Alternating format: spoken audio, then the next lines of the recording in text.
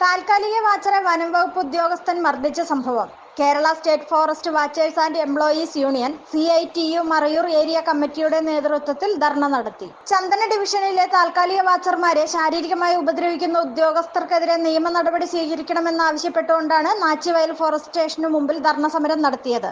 ധർണ union ജില്ലാ president M. Lakshmanan ഉദ്ഘാടനം നിർവഹിച്ചു.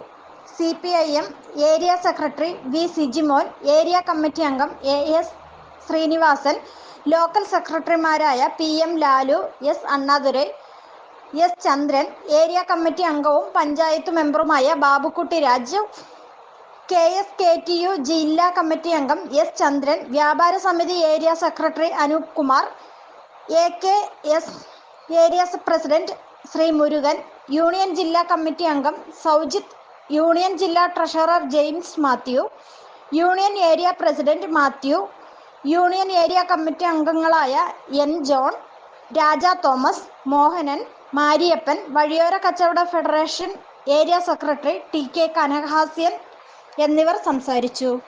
News desk, Marayoor vision.